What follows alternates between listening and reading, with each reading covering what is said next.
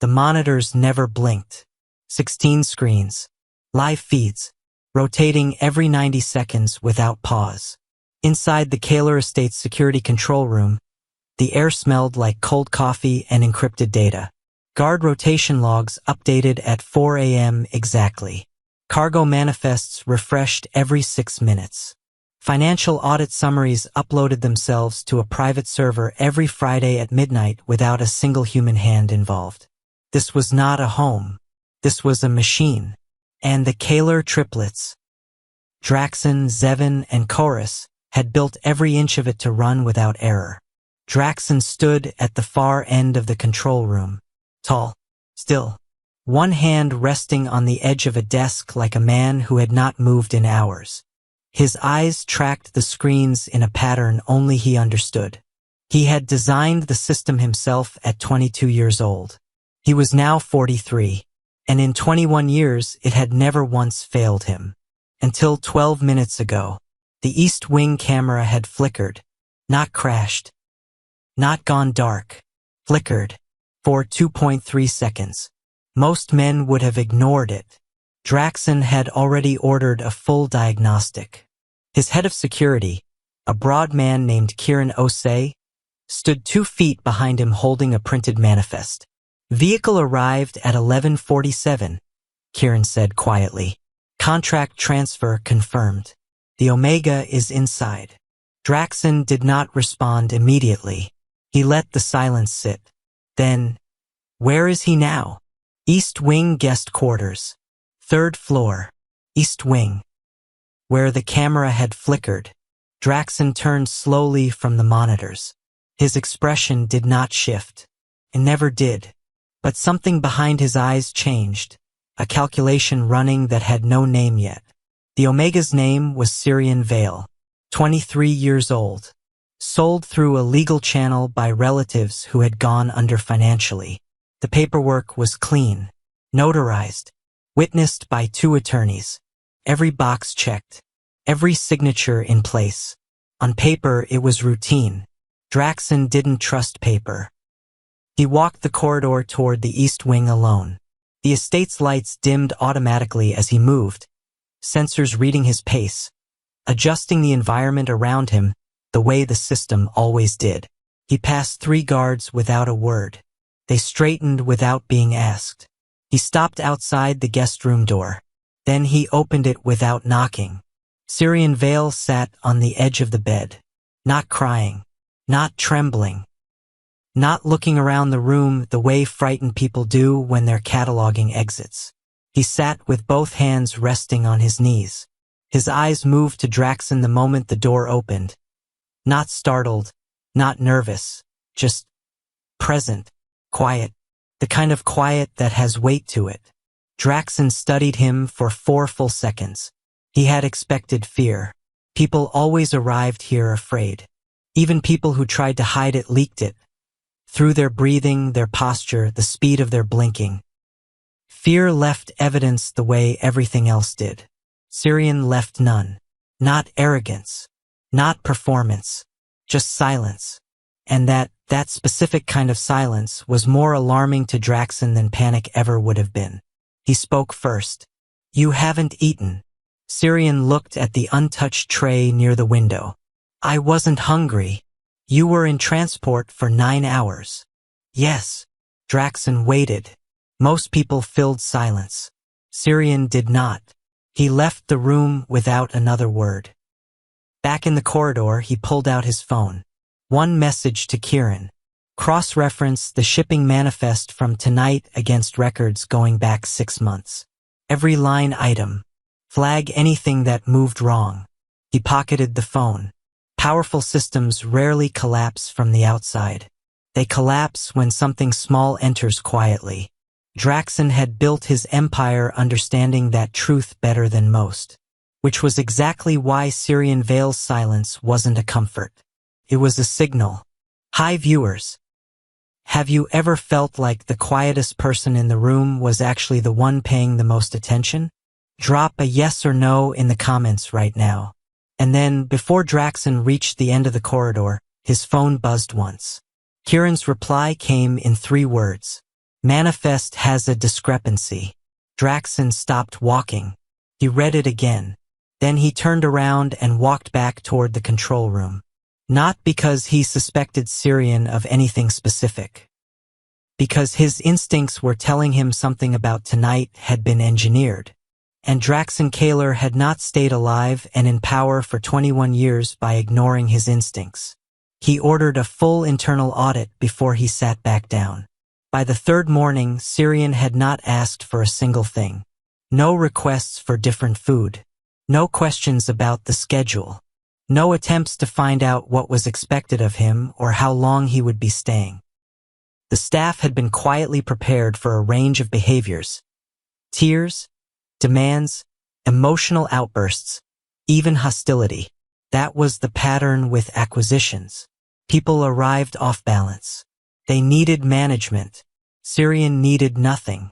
He woke at the same hour each morning. Ate what was given to him without comment. Moved through the spaces he was allowed to use like someone reading a room before deciding whether to trust it. He did not wander. Did not explore. Did not touch things that didn't belong to him. He sat near windows. Mostly he watched. And that detail, the watching, was what pulled Draxon's attention back to him again and again across those first 3 days. People who expected violence prepared themselves loudly. They tested limits. They pushed at edges. They needed to know exactly where the danger was so they could position themselves against it. People who expected betrayal prepared themselves silently. They didn't test limits. They memorized them. They didn't push at edges. They noted where the edges were and stayed 2 steps back. Syrian behaved like the second kind, not the first. Draxon mentioned it once, briefly, in the private conference room off the main corridor, and his brothers reacted immediately. Zevin crossed his arms. He's a plant. His voice was flat, certain. Someone sent him. The silence is intentional. He's gathering intelligence. For who? Draxon asked. Rivals. Political people. Take your pick. Zevin dropped into the chair at the end of the table. We have enemies in 4 countries, Drax. You think none of them would put someone inside this house? Chorus, the quietest of the 3, had been standing near the window. He spoke without turning. He's 23 years old, sold by his own family. He doesn't look like an operative. Operatives don't look like operatives, Zevin said. That's the entire point. Draxon said nothing. Both of his brothers had logic on their side. That was the problem. Zevin's instinct was threat-based, see the pattern, neutralize it. Chorus's instinct was human-based, read the person, not the profile. They had always moved differently. They had always needed each other because of it. Draxon's instinct was neither. His instinct was structural. Something was wrong with the architecture of this situation. Not Syrian specifically. The situation around Syrian. The timing. The contract. The arrival. The camera flicker. The manifest discrepancy. Pieces that should not connect were touching each other. That was what kept him awake. The audit was running. Kieran had his team on it. The results would come in layers. These things always did. Meanwhile, another notification hit the system. This one came through the financial compliance channel. A second shipping inconsistency. Different cargo route. Different manifest. Different date. But the same type of error as the first one. Draxon reviewed the file twice. Then he pulled the date stamp. The timestamp on the second irregularity was not from this week. It was not from last month. It was from 2 years ago, 14 months before Syrian Veil had ever been processed through the transfer channels. Draxon sat with that information for a long time. The discrepancy already existed, before Syrian, which meant someone had already been inside the Kaler system, long before tonight, long before the contract. Long before the East Wing camera flickered for 2.3 seconds and set off every instinct Draxon had learned to trust. He closed the file. And for the first time in a very long time, he felt something close to cold. The storm came without warning. Not unusual for that part of the coast. Weather systems moved fast out here, off the water, up the ridge, into the estate grounds before radar caught them properly. The lights inside the mansion adjusted automatically. Exterior floodlights activated. Guards pulled to covered positions. Draxon was in the lower-level conference room reviewing financial data when Kieran walked in without knocking. That alone meant something. Kieran never walked in without knocking. "East Gate camera," Kieran said. Small figure. Outside the perimeter. Draxon was already standing. The screen showed a child. 6 years old. Maybe younger. Standing in the rain outside the estate gate with both arms wrapped around himself. No umbrella. No adult visible anywhere in the frame. The gate camera's infrared showed the child's core temperature dropping in real time. He was shaking hard enough that the motion sensor flagged him twice. Draxon ordered the gate opened within 30 seconds. 2 guards brought the boy inside. He fought them briefly, not out of aggression, more the way a cornered animal fights, all panic and no plan, until one guard knelt down and spoke quietly and the boy stopped moving. Then the boy said one word. One name. Syrian. The name moved through the comm system and reached the east wing in under a minute. By the time Draxon got to the main hall, Syrian was already at the bottom of the stairs. He had heard the name transmission somehow, or felt something. Draxon didn't fully understand which. But Syrian was there, still in the clothes he'd worn that day, moving faster than Draxon had seen him move at all since his arrival. The moment Syrian saw the boy, his legs gave out. Not dramatically, not theatrically. He simply went to his knees on the marble floor like something inside him let go all at once. The boy, soaking wet, shivering so hard his teeth clattered, crossed the last few feet and grabbed Syrian around the neck and didn't let go. Draxon watched from the doorway. He could see Syrian's shoulders shaking. No sound. No collapse. Just the kind of crying that happens when something you stopped hoping for actually shows up. It took several minutes before either of them moved. A member of staff approached Draxon quietly. "The child's backpack, sir." She held it out. Waterproof material. Child's pack printed with cartoon characters, the kind sold at discount stores. Worn at the straps. Used regularly. Draxon took it. He opened the main compartment. Extra clothes. A child's drawing folded in quarters. 3 protein bars. And taped inside the inner lining of the front pocket. Wrapped tightly in a sealed waterproof plastic bag. A flash drive. Draxon held it up in the low hallway light. Standard commercial drive. No label. No markings. He looked across the hall. Syrian was still on the floor with the boy. The boy had stopped shaking. His eyes were closed. Draxon closed his hand around the drive. He handed the backpack to Kieran. "Secure this. Full contents inventory." Then he looked back at Syrian one more time. The silence was back. But this time it wasn't just a pattern. It was a door. And whatever was behind it had just knocked.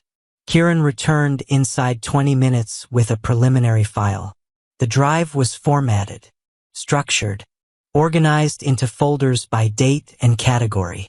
The data appeared to contain corporate transaction logs, shipping invoices, cargo codes, payment records, and one of the company names visible in the first folder was a Kaler financial partner, a major one.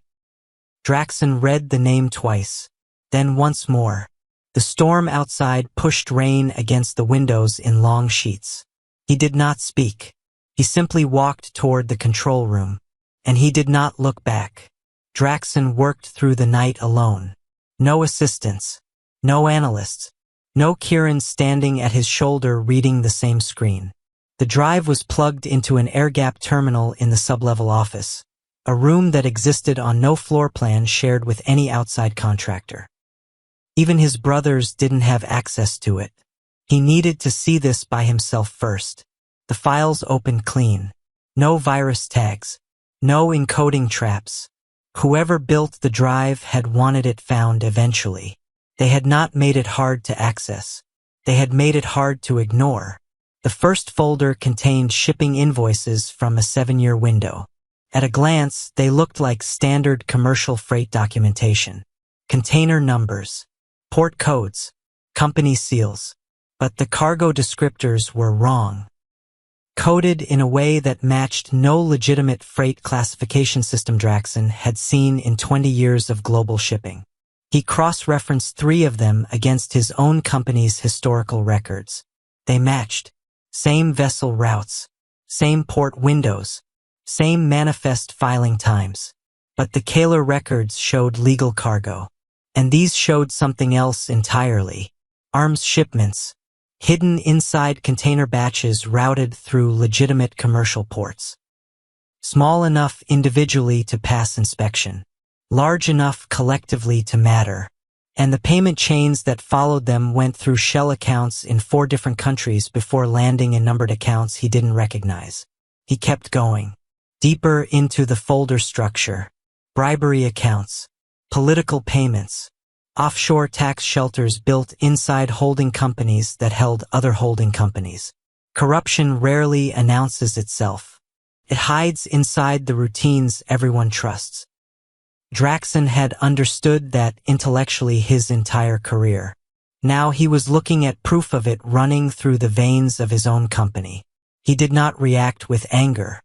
He reacted the way he always reacted to a structural problem. He mapped it. Who had access to the routing systems required to do this? Who could alter manifests without triggering internal compliance flags? Who had been present long enough to build something this patient and this layered? The list was not long. That was the part that made the room feel smaller.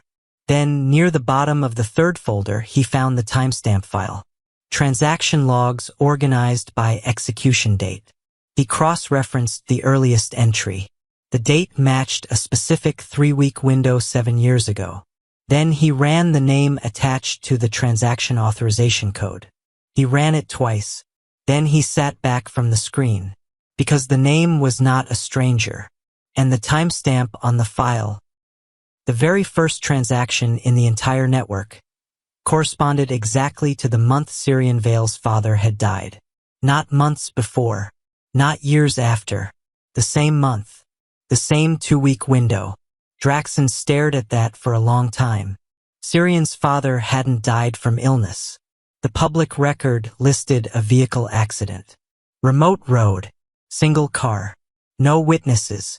This timestamp was not a coincidence. Men who discover something this large do not survive accidentally. They get removed.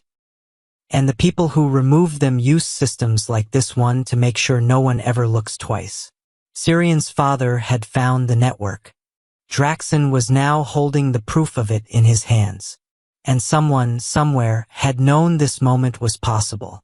Which raised one question that sat in his chest like a weight he couldn't put down yet. If they knew this evidence existed, why had they let Syrian live long enough to arrive here? Draxon waited until the boy was asleep. He had watched from the corridor as one of the household staff settled the child into a small room near Syrian's quarters. The boy, who Syrian had whispered was named Lys, had eaten an entire meal in near silence and fallen asleep inside 10 minutes, wrapped in a blanket twice his size, one small hand still gripping the edge of Syrian's sleeve until Syrian carefully slipped free. Draxon met him in the corridor. "Walk with me," he said quietly. They went to the lower study. Draxon closed the door. He did not sit. He placed the flash drive on the desk between them. Syrian looked at it. His expression didn't break. But something in his breathing changed. A small, almost invisible shift. Like a person who has been holding a door shut for a very long time and just felt someone push from the other side. "Your father's name was Renwick Vale," Draxon said. It wasn't a question. Syrian's jaw tightened slightly. "Yes." He worked in corporate freight logistics. Independent contractor. About 8 years ago, he began doing compliance audits for mid-sized shipping companies. Still not a question. Syrian said nothing. He found something, Draxon continued. A pattern inside the routing systems of at least 3 companies. Arms, money, political payments. A network that had been building quietly for years. He paused. He documented it. Syrian's eyes dropped to the drive. He never got to use it, Draxon said. A long beat of silence. He was killed, Syrian said. His voice was flat, not emotionless, controlled. The difference mattered. The accident report was 3 paragraphs. The investigation was closed in 11 days. Because the people running the network had reach, Draxon said. Enough reach to make sure it stayed closed. Syrian exhaled once. Slow. After he died, Draxon continued, someone started moving against your family financially. Not openly.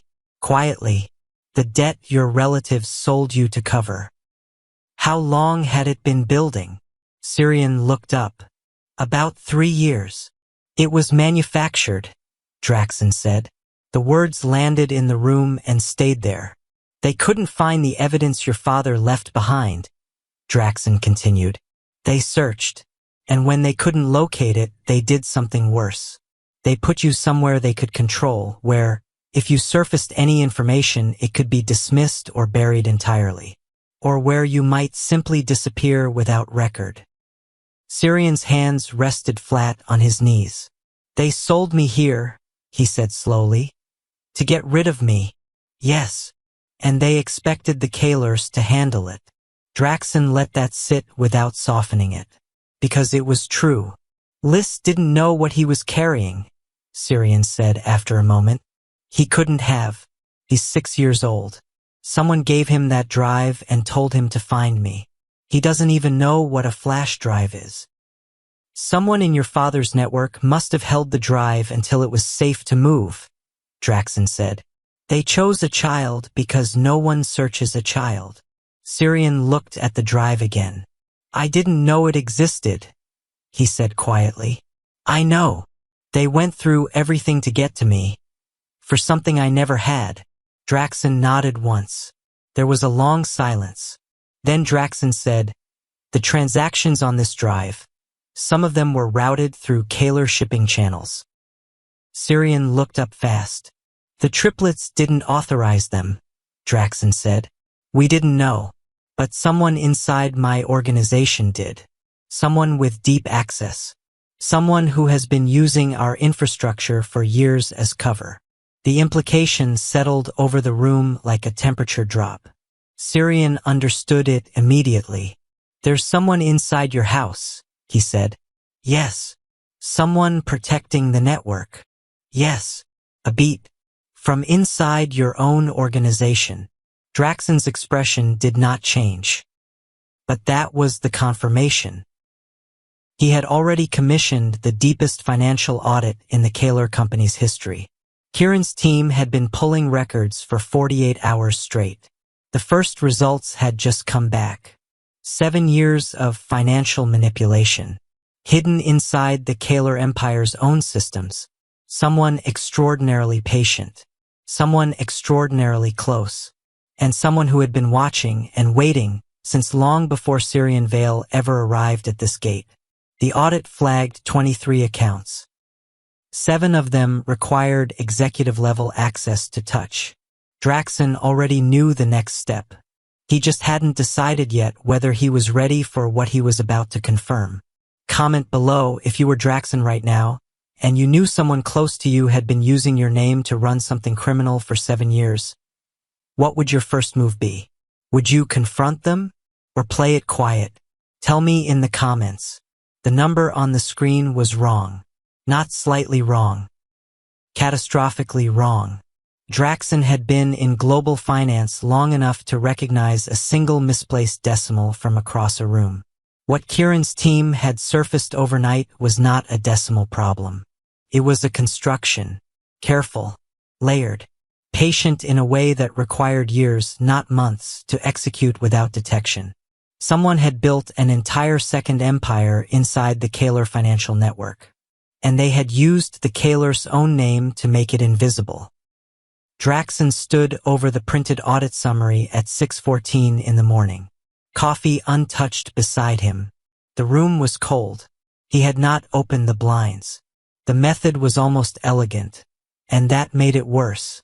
Small percentage siphons on high-volume shipments. Fractions of a percent. The kind of number that disappears inside normal variance on a quarterly report, but multiplied across thousands of transactions, across 7 years, across 43 different shipping lanes. The number became enormous. Pause on that. Billions, not millions. Tiny routing alterations. A container flagged for a slightly different port. A billing code adjusted by 1 digit. A transfer fee rounded up by a fraction. Each one meaningless. Each one invisible. Combined, a private fortune funneled through the Kaler empire without a single alert ever triggering. Whoever did this understood their systems better than their own compliance team did. That fact alone cut through every other thought Draxon was having. This wasn't an outside attack. This was an inside job built by someone who had learned the system from the inside, who had sat at the table, asked the right questions, memorized the blind spots, and then used those blind spots with precision. Draxon pulled the access log. The routing authority required to execute these alterations existed at only one level of the organization. Senior executive. Chief level. He scrolled the list slowly. 3 names had the technical clearance. One of them was himself. One of them was Chorus. And the third was Adlai Renborn, the Kaler family's chief financial advisor. The man who had helped Draxon build the financial architecture of the entire empire starting 17 years ago. The man who had been present at every major expansion. Who had negotiated the contracts that made the Kalers the most powerful private shipping family in the country. Who had been trusted absolutely, completely, without question, for 17 years. Draxon set the audit report down face down on the desk. He did not immediately move. Power doesn't always fall through explosions. Sometimes it's stolen quietly, one unnoticed percentage at a time. He had said those words once in a board meeting years ago, almost exactly those words, and Adlai Renborn had been in the room when he said them, had sat across the table, and nodded. Draxon thought about that for a moment. Then he thought about Renwick Vale, about a compliance auditor working independently, about a man who had found the same pattern from the outside that Draxon was now seeing from the inside, and about what happened to that man. Draxon picked up his phone. He did not call Kieran. He did not call his brothers. He sent one message to one address. Request a private meeting with Adlai for this afternoon. No agenda listed. My office. Then he set the phone down and waited, because confronting a man this careful, this patient, required something most people forgot in moments like this. Preparation. It was the ribbon that broke it open. Not a financial record. Not a surveillance report. Not the audit. A ribbon. Red. Satin. Tied around a celebration gift box sitting on the long table in the East Wing common room, where the household staff had been preparing for the quarterly estate gathering. A tradition the Kalers kept regardless of what was happening internally. Routine was armor. Everyone inside the estate understood that.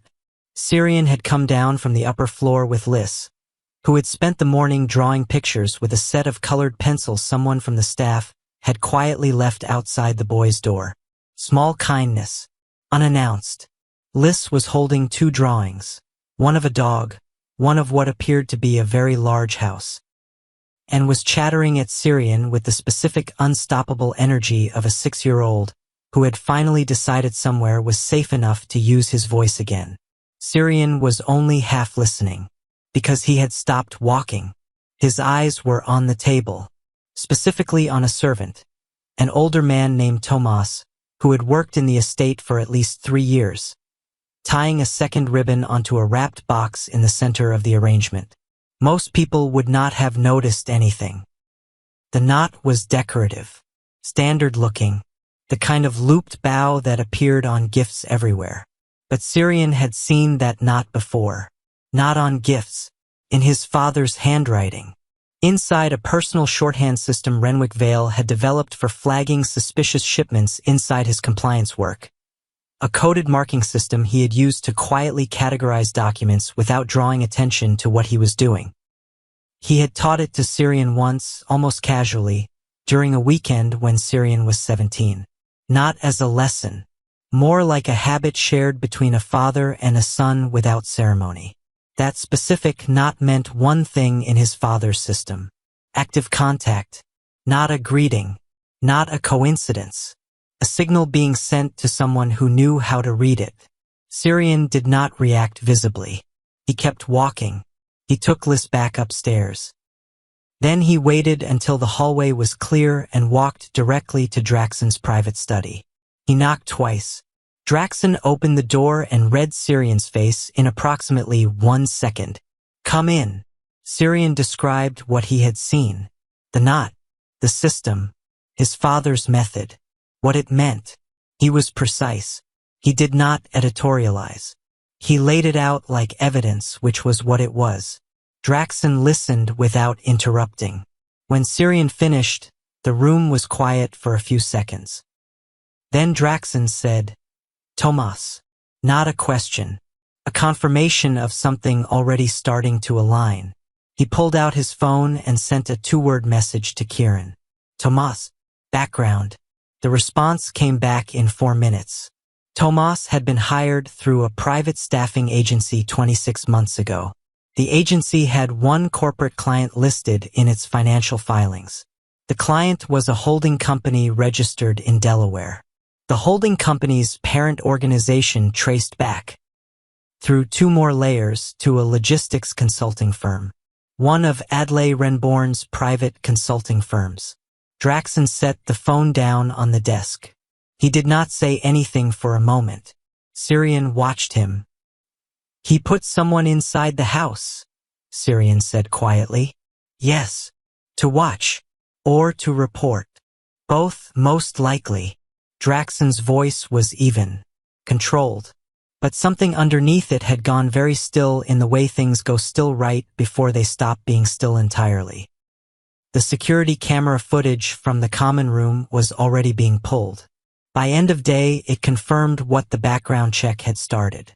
Tomas used a coded pattern on gift arrangements during estate gatherings, specific placements, specific knot styles, specific color combinations that corresponded to a private signal log. The signals had been going out for over 2 years. Right to Adlai Renborn. Draxon had invited the man in for a meeting that was now less than 3 hours away. He checked the time once. Then he went to find his brothers. Adlai Renborn arrived at the private office at exactly 3 p.m. He was 61 years old. Silver at the temples. A man who wore calm like a second skin. The kind of calm built over decades of knowing where every exit was before he entered any room. He sat down across from Draxon without being asked. He looked at the desk. He saw the flash drive. And that was when the comm cracked. Just slightly, just for a half second. Before he settled it back into place. He understood. Not the details. Not the scope of what had been uncovered. But the fact that it had been uncovered. Draxon let the silence run for 10 full seconds. Then he said, "How long?" Adlai folded his hands on the table. "Long enough.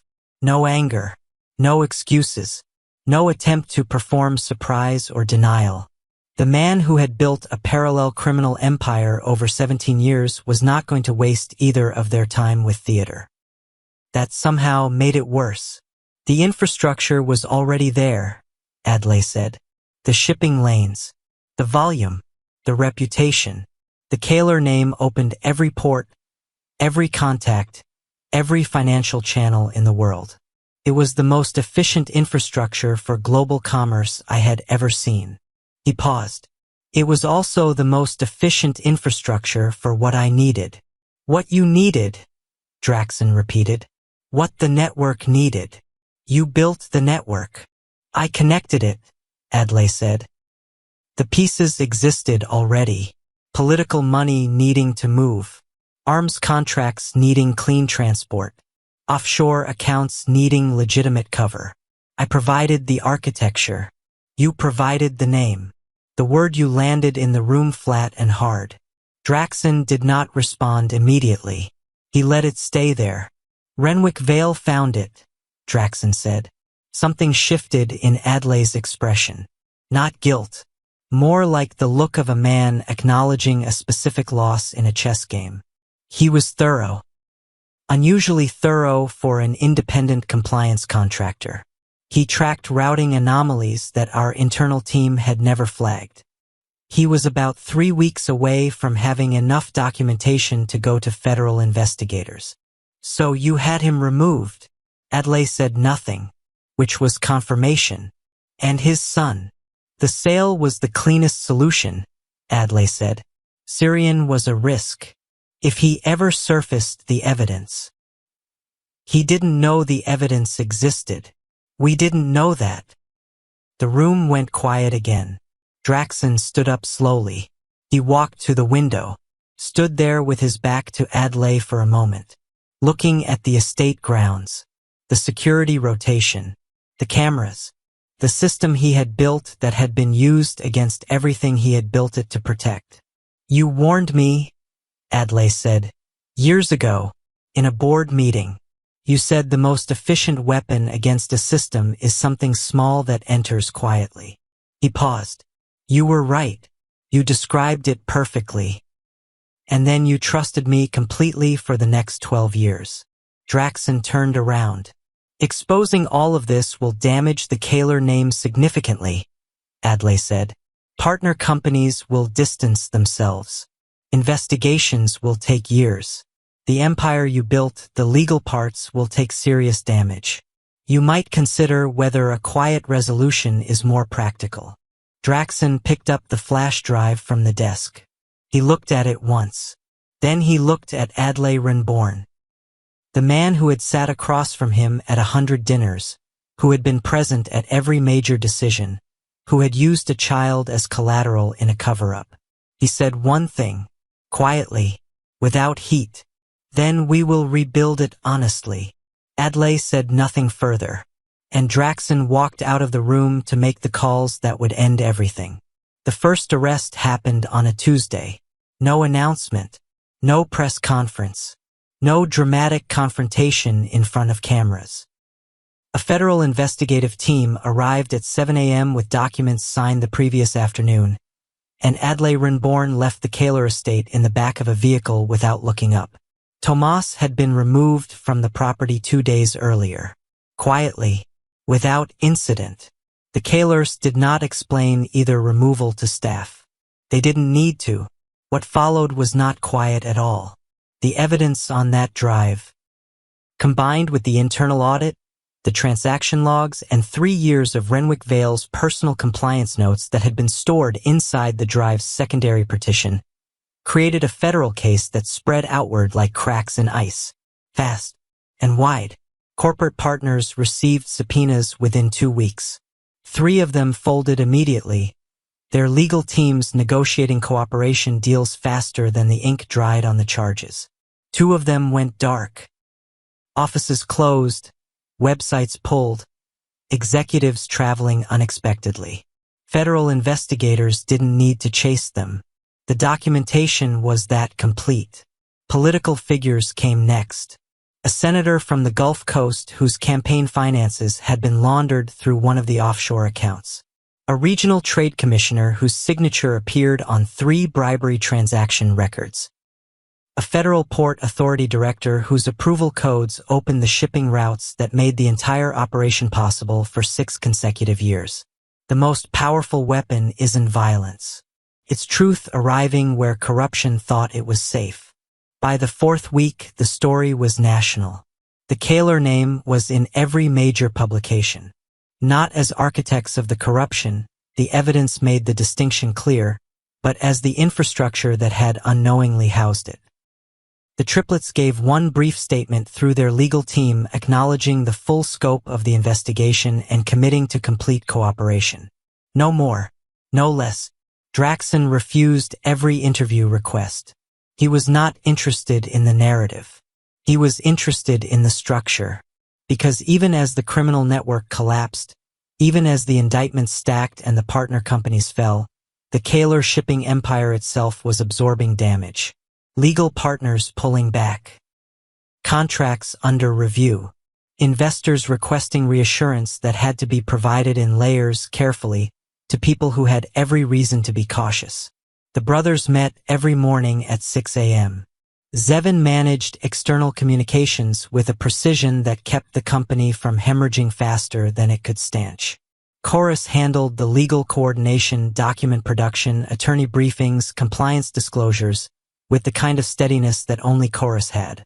Draxon rebuilt every routing system, every compliance protocol, every access layer that Adlai had been able to manipulate. He gutted it and rebuilt it from the foundation. It was exhausting. It was necessary. But there was a moment about 3 weeks into it when the exhaustion hit him in a different way.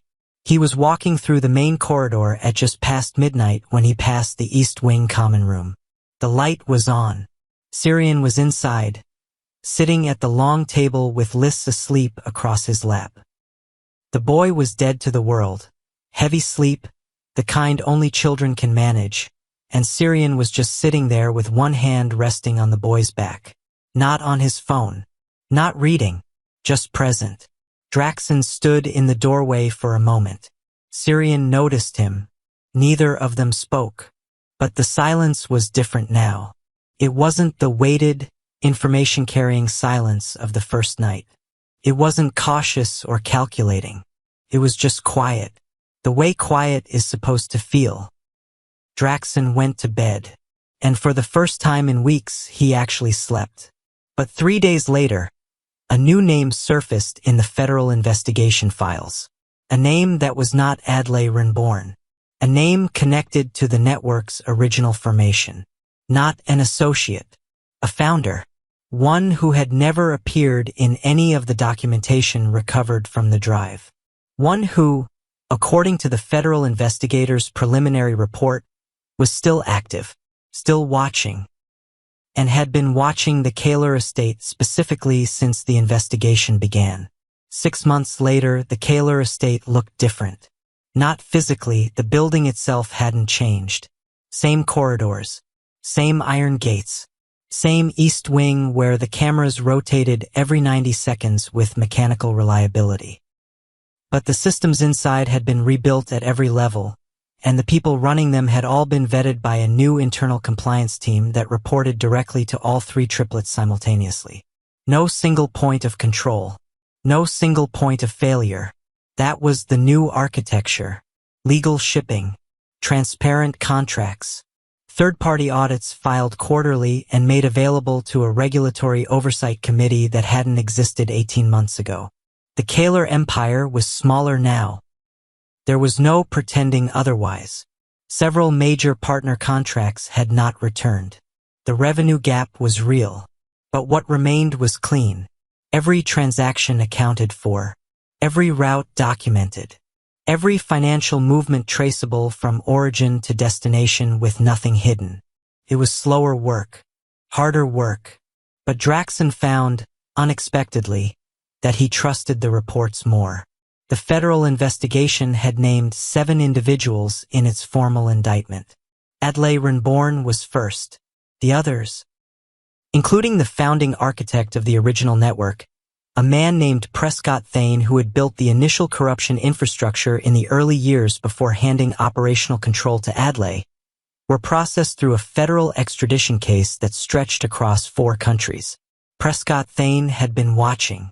He had been ready to move against the Kalers if the exposure threatened too much of the network's remaining infrastructure. He had not moved fast enough. The federal case sealed his exposure before his legal team could negotiate any kind of protection. Draxon had been informed of his arrest on a Wednesday afternoon. He had read the notification once, set his phone face down on the desk, and gone back to reviewing a new compliance report. No celebration. No statement, just the next piece of work. Syrian had watched the 6 months the way he had always watched things. Carefully, quietly, from a position slightly back from the center of activity. He understood now why the Kahlers had been chosen as cover. He understood the full shape of what his father had found, and what his father's discovery had cost. That understanding did not arrive all at once. It arrived in pieces, the way grief does, not as a single wave but as a series of recognitions, each one adding something and taking something at the same time. Liss had started at the estate's tutoring program 3 months in. He had opinions about breakfast. Loud ones. He had decided, apparently, that fruit was acceptable, but that any vegetable presented before 10 a.m. was a personal offense. He had also decided that Chorus, the quietest of the 3 triplets, was his favorite person in the building, a verdict he announced without ceremony and defended with full 6-year-old conviction whenever challenged. Chorus, for his part, had begun leaving small things outside the boy's door without explanation. Books, puzzle sets. A small model of a cargo ship that had taken Chorus 4 days to assemble. Nobody mentioned it directly. It didn't need to be mentioned. On a Tuesday evening in early autumn, the estate grounds gold and cooling, the kind of light that makes everything look like a photograph, Draxon found Syrian in the West Garden. He sat beside him without announcement. They both looked at the grounds for a while. Then Draxon reached into his jacket pocket and set something on the bench between them. A house key. Old style. Brass. Heavy. Not a key card. Not a security code. A key. Syrian looked at it. He did not reach for it immediately. What does this mean? He asked. It means you stay, Draxon said. Not because of a contract. Not because you're useful. Because this is your home if you want it. Syrian was quiet for a moment. And Liss. Syrian looked at the key again. He picked it up slowly. It sat in his palm, small, heavy, warm from Draxon's pocket. And he closed his hand around it. Empires built on fear demand loyalty. Families built on responsibility earn it. That night, Liss fell asleep on the long sofa in the East Wing common room. No dramatic moment. No ceremony. He had simply run out of energy mid-conversation, the way children do, and folded sideways into the cushions with one arm hanging off the edge. Syrian sat at one end. Draxon sat at the other. And the silence between them, that same silence that had alarmed Draxon on the very first night, that he had studied and analyzed and tried to decode like a system problem, finally had no weight in it at all. Just quiet. The right kind. Power once made the Kahlers untouchable. But protecting a family made them something far harder to defeat. That is where the story ends. But if it moved you, if any part of Syrian's journey, or the way Draxon chose to rebuild instead of cover up, or the way Liss carried something he didn't even understand straight into the place where it needed to go, drop a comment below and tell me which moment hit hardest for you. Was it the key on the bench? Was it Renwick Vale and what his discovery cost? Was it the moment Draxon said, then we will rebuild it honestly? Tell me. Your response matters. And if you want more stories like this, real, detailed human stories about power, protection, and what it actually costs to choose the right thing, subscribe to this channel right now and turn on the notification bell so you never miss when the next one drops. Every story here is built to make you think, make you feel, and remind you that the most powerful thing any person can do is refuse to become what was done to them. See you in the next one.